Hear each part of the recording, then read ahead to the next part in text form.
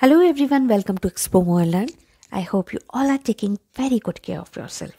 Today's video is a part of a series that's about learned tenses in English. I have already posted other 5 parts related to that series. You will get the link in the description box below. So today's video is about future continuous tense. I'll talk about this tense with examples, and this is part 6. So let's start this video without any delay. So first of all, you should know what does future continuous tense mean. As you see, the name itself reveals its meaning. So continuous means something which is continuing, something is in progress, something which is happening. When? You have to see when. So here, something will happen in future. Okay? So something which is continuing. So here something will be continuing. So this is future continuous tense. I'll tell you a little bit more about this tense. So in this tense we talk about an action, because this is tense and tense is about an action. So here we talk about an action that will be in progress. When? In future. But remember, at a specific time. So this is future continuous tense. Now I'll give you a quick tip about continuous tense. Whether it is present tense, past tense or future tense. Remember, when the tense is continuous, that means when something is continuing. Remember that verb is always used in ing form. So base form of the verb is used in ing form, like teaching, jumping, studying, reading, writing, etc. And the helping verb changes according to the kind of tense, like present tense, past tense or future tense. I have already explained about present and past continuous tense. Today I'll tell you the rules for future continuous tense, like what is the sentence structure in future continuous tense. What are the rules? So, in future continuous tense, whether the noun is singular or plural, like boy or boys, girl or girls, teacher or teachers, and whether the pronouns are like he, she, it, I, we, you, they, that means any kind of pronoun we use will be after the subject, will be, then verb in its base form plus ing. So this is the basic structure for future continuous tense. You see, in modern English, we use will, whether it is I or we, he, she, it or you, they. Okay? In earlier times, we used to use shall with I and we, but in modern English, will is accepted whether it is I, he, she, it, we, you or they. Okay? So it's very simple, no difficulty. So will be plus verb plus ing. So verb is in its base form or first form, you can say. Okay? Now I'll tell you the sentence structure for future continuous tense in 3 forms of sentences: positive, negative and question form. But before that, just a small reminder. If you are new to this channel, then press the subscribe button below and subscribe this channel to get more stuff like this. And if you have any question or query, then post it in the comment box below. I always try to reply all the comments.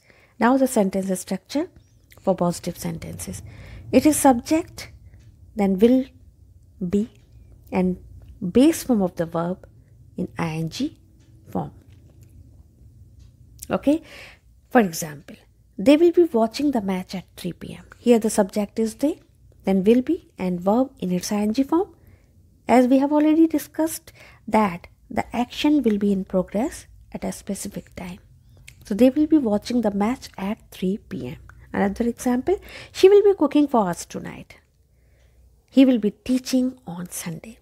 Here the subjects are she and he and will be, and verbs are in ing form. Okay?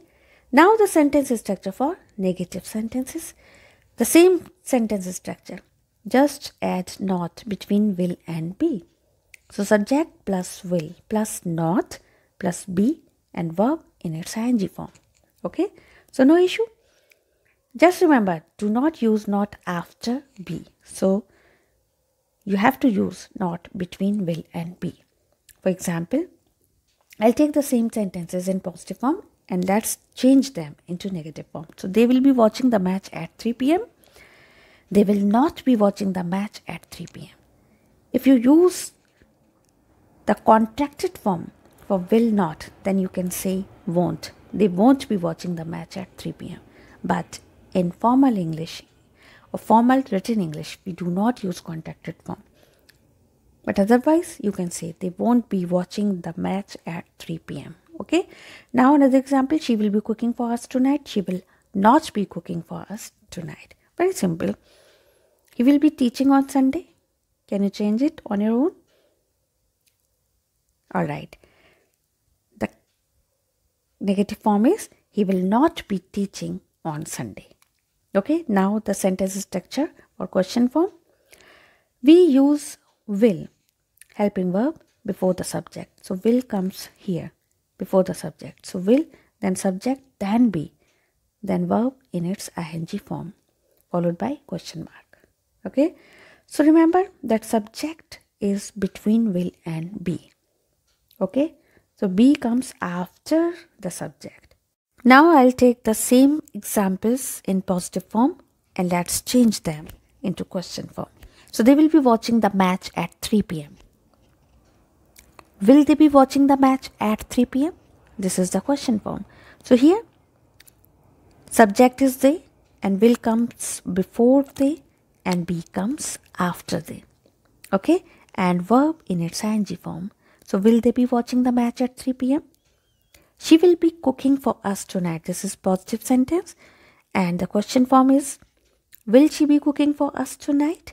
So will comes before the subject she and be comes after the subject she, and verb is in its ing form. Last example, he will be teaching on Sunday. Will he be teaching on Sunday? This is the question form. I hope you have understood. Now I ask you a question and you reply me back in the comment section. What will you be doing on Sunday? Okay, try to reply in future continuous tense and the sentence will be in positive form. So thank you for watching. Don't forget to subscribe this channel if you have not subscribed it yet by pressing the bell icon so that you may get notification for the next video. And don't forget to like if you have liked this video and share it. Very soon I'll upload another part of this series, Learn Tenses in English. Till then, take care. Bye-bye.